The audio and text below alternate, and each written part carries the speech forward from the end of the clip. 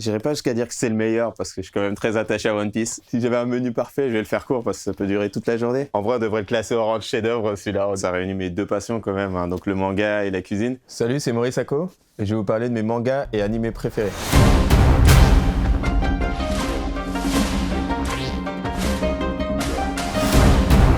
Manga Club. Bon bah là on a Dragon Ball. On commence par le commencement. C'est vraiment pour moi le premier. Vraiment le premier manga que j'ai lu et c'est vraiment celui qui m'a accroché quoi. Ça c'est fou, tu suis Son Goku de Dragon Ball à maintenant au Super. C'est un peu toute la vie. J'ai découvert d'abord l'animé, mais c'est le premier où j'ai été m'acheter le manga pour pouvoir le lire derrière. Donc je pense que c'est un peu longtemps, mais c'est vrai que moi je suis très animé de base et c'est un des rares que j'ai vraiment été chercher un manga. Moi je te dirais pas que j'ai adoré, mais j'ai pas autant détesté que les autres, donc est-ce qu'on va lancer le débat GT meilleur que Super? Je vais pas me lancer là-dessus, mais moi GT, je trouvais que la transformation en Super Saiyan 4 a été plutôt cool en fait. Après les combats, bon voilà, mais en tout cas la transformation, je la trouve plus cool que le Saiyan Blue ou autre quoi. Je comprends qu'on puisse ne pas aimer Dragon Ball GT. Il y a ce côté un peu bizarre où t'as l'impression que c'est dessiné par un fan. Et moi je trouve ça justement assez marrant de dire qu'il y a un Dragon Ball qui est un peu presque un fan service et mais moi je reviens sur mon Super Saiyan 4 parce que je le trouve trop cool et Gogeta aussi, super sympa. D'accord. Respect parce que Dragon Ball c'est quand même pour moi le big boss quoi. C'est grâce à lui qu'on a tous les autres derrière. Demon Slayer.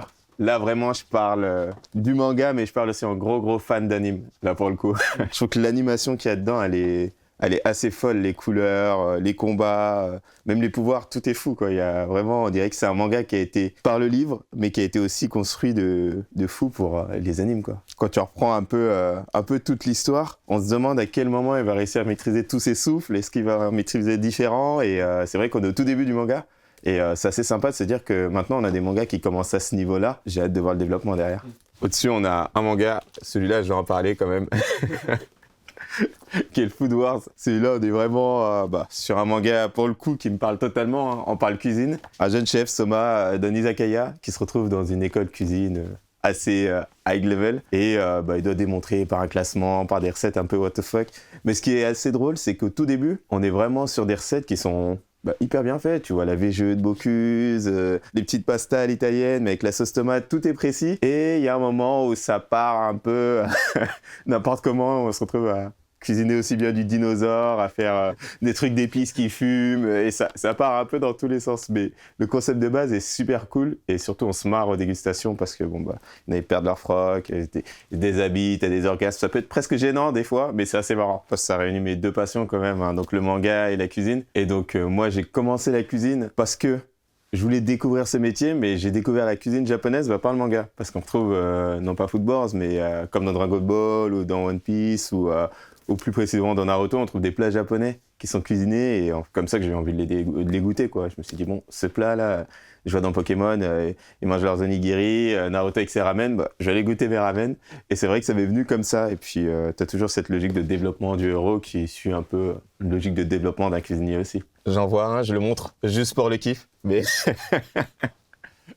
GTO, ça c'est aussi un des mangas qui m'a le plus retourné le cerveau, je dirais. C'est tellement what the fuck. Il y a des scènes, on comprend pas trop pourquoi, on comprend pas trop comment, mais ça arrive, des bastons. Finalement, tu te dis que le mec est juste professeur dans un lycée, mais il lui arrive tellement de choses qui sortent de l'ordinaire que t'es tout de suite pris, quoi. Il y a ce côté très, presque yakuza, mais en fait, ce n'est pas vraiment un. Et c'est assez marrant, c'est vraiment le Japon un peu déjanté, mais ça reste très réaliste en même temps, il n'y a pas de super pouvoir, il tape juste très fort, et c'est tout. Alors ce manga, c'est Toriko. Il est beaucoup moins connu, on va dire, dans le shonen que les autres mangas que je vous ai montrés jusqu'ici. C'est un manga que j'avais envie de parler parce que c'est un manga qui parle de bouffe, vraiment d'ingrédients. Et donc l'histoire de Toriko, ce qui est sympa déjà, c'est qu'on commence avec un héros qui est déjà fort. Il fait partie des 4 dieux et tout. Donc il n'y a pas tout de suite cette logique de progression, on va dire. Au lieu de commencer au niveau 10 et monter au niveau 100, il commence déjà au niveau 70, quoi. Donc c'est assez drôle d'avoir un héros qui est fort d'entrée, qui est déjà réputé d'entrée. Et donc le concept, il est assez simple. Il y a des chasseurs d'aliments et ils sont dans un monde où les aliments ont une place très très importante. Et donc, il y a des chasseurs d'aliments qui doivent constituer leur menu parfait. Et donc, il va aller sur divers mondes, divers univers. Il va chasser, j'en sais rien moi, dinosaure avec une chair arc-en-ciel, un poisson volant avec l'écaille parfaite, et ainsi de suite. Et au fur et à mesure qu'il pioche ses aliments, il est accompagné par son cuisinier, donc Komatsu, qui lui prépare ses ingrédients. Donc au début, Komatsu, il sert un peu à rien parce qu'il est un peu peureux. Mais au fur et à mesure, il y a un développement. Et ce cuisinier commence à lui préparer des plats de plus en plus précis. Mais j'ai adoré l'idée de se constituer chacun son menu parfait avec ses ingrédients rares ou impossibles à avoir. Et donc les ingrédients sont classés par niveau de capture. S'il est facile à capturer, généralement, ils sont un peu moins bons. Mais plus ils sont durs à capturer, plus ils sont savoureux, avec des textures. Et c'est assez drôle parce que c'est bien détaillé dans la dégustation. Si j'avais un menu parfait, je vais le faire court parce que ça peut durer toute la journée. J'essaie de commencer de manière civilisée parce que sinon je te mettrais 3 plats. Ce qui est pas trop l'idée du menu, quoi. C'est dérouler quelque chose. Commencer par le plat. Je vais faire une entrecôte avec une sauce bordelaise et des frites. Vraiment, moi, c'est un truc simple qu'il me faut. Et j'aime parfois manger des trucs très simples. En entrée, non, je vais faire ma brute. Je commençais par des ramen. Moi, j'aime trop ça. Donc, si je commence direct par des ramen, ça me va, mais nickel. Et en dessert, une vraie belle tarte au chocolat avec une glace vanille. Parfait. Par rapport à Toriko, parce que je crois que les personnages principaux ont chacun un sens. Donc Toriko, je crois que c'est l'odorat. Ouais, c'est l'odorat, ouais. Où il est le plus fort, et ses amis, l'un c'est le goût, l'autre le toucher. Est-ce que toi, il y a un sens que tu mets avant tout en avant? C'est vrai que selon le moment, tu vas utiliser différents sens. Pendant la mise en place et autres, le goût est très important parce qu'on goûte ce qu'on fait. Il faut aller trouver le goût juste assaisonnement. Mais par exemple, pendant le service, j'utilise beaucoup plus l'huile que le goût parce qu'un poulet qui est dans une casserole et que je lui tourne le dos, je le vois plus ce poulet pendant que je fais autre chose, donc je dois écouter. Et au bout d'un moment, la casserole qui va commencer à gratter comme ça, il faut que je me retourne et que j'aille voir ce qui se passe. Et donc l'huile est hyper importante en cuisine. Donc Chainsaw Man, celui-là, je pouvais pas ne pas le montrer. C'est dans les mangas qui sont sortis récemment aussi, c'est un qui est totalement déjanté. C'est un des mangas qui a repris un peu l'esprit qu'il y avait dans GTO avant. Il y a des choses qui vont pas dans leur tête, quoi. Les héros...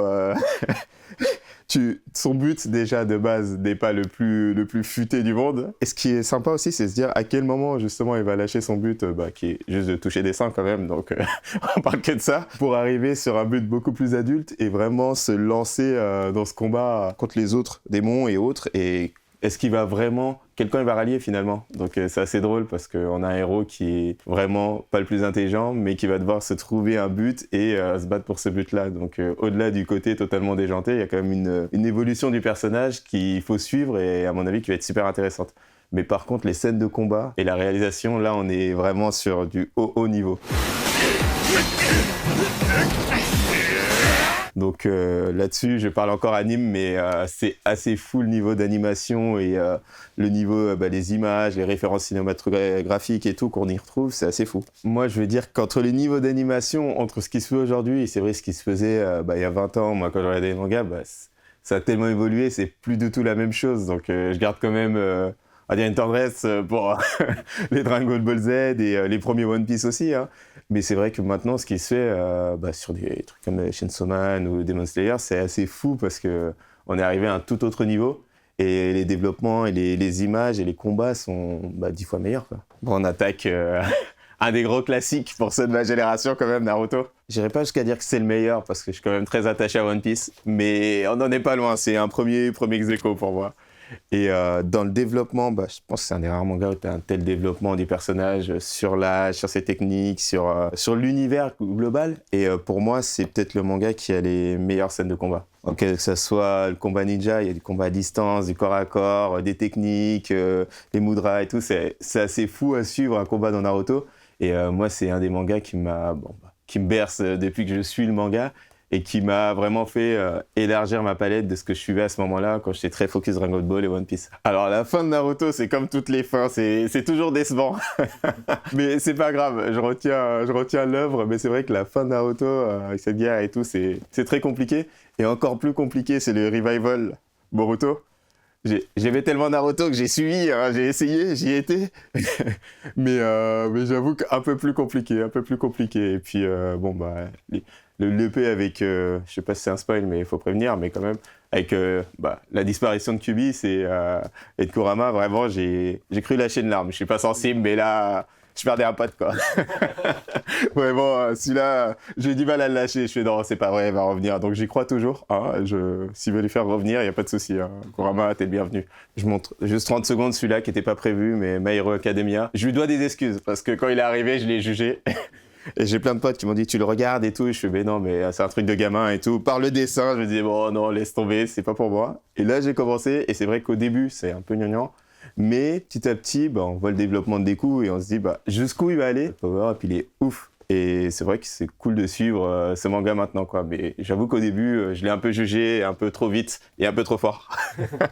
Après Naruto, le second, c'est au-dessus du manga même, c'est toute l'histoire et puis le fait, l'attachement particulier. Moi, j'ai 30 ans.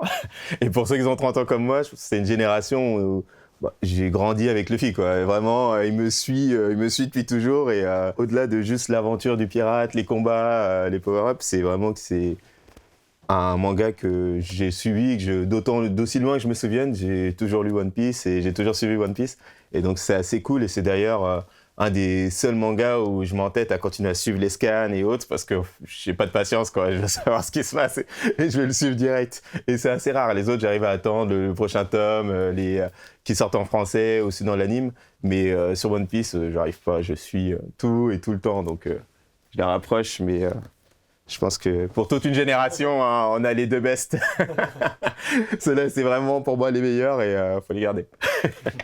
One Punch Man, tout est dans le titre. Pour celui-là, je salue vraiment le troll énorme que c'est en fait ce manga. C'est un héros qui peut coucher n'importe qui en une droite et c'est tout. C'est tout le résumé du manga. Donc c'est vraiment un troll énorme et quand on lui demande comment il est devenu aussi fort, le mec, je sais plus, c'est je crois 33 pompes, 2 heures de footing et des abdos. C'est assez drôle, c'est porté uniquement sur un troll énorme et on déroule toute une histoire à partir de ça. Donc bravo pour le troll et pour le développement de l'histoire parce que ça se fait petit à petit. Celui-là, quand même, faut que je le montre parce que même si on ne classifie pas dedans, Pokémon, c'est un manga. C'est peut-être le manga que j'ai le plus suivi sans savoir que c'était un manga jeune. Je regardais Pokémon en anime et j'aimais bien. Et surtout, les nombres d'heures que j'ai passées sur ma Game Boy Pokémon rouge, or et bleu, c'est vraiment peut-être le jeu auquel j'ai plus joué dans ma vie, mais pour toujours. Donc, big up Pokémon. Mon starter sur Pokémon, c'était Carapuce. Au début, ça servait à rien avec les plantes. Mais après, derrière, si tu arrivais à l'amener bien et que tu l'amenais en Tartank, fallait juste bien farmer son roucoule au début, et après, ça se passait bien. Mais ça m'a pris des années à choisir bien. Après, Salamèche était quand même pas mal, et Bulbizarre, j'ai jamais accroché. Pokémon, je suis plus du tout l'animé. Vraiment, j'ai décroché complet, mais j'ai vu que Sacha était enfin arrivé à son objectif. Donc bravo Sacha. Il en aura fallu du temps, mais il aura trouvé son objectif avant Luffy, donc ça, c'est cool. Donc là, on est dans le coin de la déprime, hein. J'essaie de tenir les trois en même temps. Et hop, là, on est sur des mangas beaucoup plus dark. On va aller par ordre de darkitude. Bleach, qui est quand même, à l'époque, moi, je suivais Bleach et je le mettais au même rang que One Piece et Naruto. Mais c'est vrai que c'est un manga qui a une complexité et aussi une philosophie qui est très dark, avec un monde hyper riche et tous les bankai et les développements... entre les holos, les shinigami et autres, c'est assez fou. Et je pense que le retour de Bleach, faire attention, je mise un peu dessus. 2e sur 3 sur le niveau de darkitude, Tokyo Ghoul, qui est un des rares mangas, moi qui suis très porté anime, que j'ai préféré suivre en manga qu'en anime. Parce que l'anime, il y a beaucoup d'ellipses et il y a beaucoup de points qui ne sont pas élucidés. Et on arrive à trouver l'univers hyper complexe et hyper sombre de Tokyo Ghoul. Et c'est vrai qu'on a une genre de fatalité du destin qui est toujours présente. Et surtout, on a peut-être un des changements de mentalité les plus violents du monde du manga sur le héros, donc sur Ken, qui passe du gentil garçon qui veut manger personne à une séance de torture qui est assez hard et qui revient mais totalement dark. Et là, à ce moment-là, son passage sur le dark est fou parce qu'il n'y a vraiment plus aucune pitié, c'est très cru, quoi. Donc moi, je trouve que c'est vrai. Peut-être un des changements chez les héros qui est les plus violents. Preuve, ça s'arrête assez brutalement aussi. Et pour finir, le dernier, en vrai on devrait le classer au rang de chef-d'œuvre celui-là. On n'est plus juste sur un manga avec des dessins et des paroles, c'est toute une vision du monde, toute une vision de la vie. C'est presque du Shakespeare, quoi. C'est du drame complet. On sait qu'on va dans le mur, on sait que ça va se passer, mais ça se passe. Tout le monde est conscient. En fait, dès le début, on a cette pression et on sent ce truc tout va mal se passer, quoi, à la fin. Et c'est en train de mal se passer, donc voilà, quoi. Mais c'est vraiment, pour moi, peut-être un des mangas les mieux écrits et où il a une ligne totalement différente dans le sens où tout va mal et il y en a qui font de leur mieux pour que ça aille mieux, mais le héros finalement, lui est déterminé à faire le mal et on doit le suivre dans cette quête et on sait pas comment il va s'arrêter, on sait pas comment ça se finir. Ouais, j'ai vu le dernier épisode sorti, l'épisode d'1 heure. Fou, avec ce terrassement qui est lancé, on sait même pas comment l'arrêter. Encore une mort. Encore. L'émotion quand même, hein, parce que c'est un personnage que je voyais pas mourir tout de suite et qui est déjà mort. Et c'est vrai que y a cet attachement qui se crée, mais finalement on a un attachement en se disant ouais bon, peut-être qu'il va mourir le prochain épisode, et c'est généralement ce qui se passe. Et donc la fatalité continue, quoi. Mais cet épisode, encore une fois, d'1 heure, j'aurais même kiffé le voir dans une salle de cinéma, tellement c'est fou. Alors je vous donne mes espérances, comme je l'ai pas suivi en scan ni en manga, donc cette fin, je la connais pas. Donc je vais attendre vraiment l'anime, mais je vais pas être spoilé. Je sens que ça va se finir mal, mais bon, ça c'est normal. Moi je pense que Karen va arriver à son but, hein. Je pense qu'il va réussir à détruire tout ce qu'il veut détruire. Et que finalement, il va se retrouver tout seul. La solitude pour lui, je pense. Je pense qu'il y a la solitude et qu'il va devoir tuer tous ses amis avant de cette solitude. Donc ouais, je suis plus très optimiste pour ce manga. T'as comme ça des animés en attente? Tu te dis, et ça, il faut que je le regarde, ça, il faut que je le lise. En gros fan de foot que je suis, j'ai honte de dire que j'ai pas suivi, mais Blue Lock. J'ai pas du tout suivi Blue Lock. J'ai ni en scan, ni en manga, ni en animé. Je me suis pas lancé dessus. Et j'avoue que moi, en mec biberonné Olivier Tom, j'avoue que j'ai eu du mal à me lancer sur Blue Lock et je l'ai toujours pas attaqué, mais je sais que c'est dans ma liste de mangas en attente. Okay. Je pense, j'attends des vacances pour l'attaquer. Bah écoute, si tu veux, là, on t'offre le premier tome de Blue Lock. Comme ça. Allez, allez, je me lance sur Blue Lock. Je sais pas où il est, mais je vais le trouver, il faut que je me lance. Comme ça, sur les vacances, je l'attaque.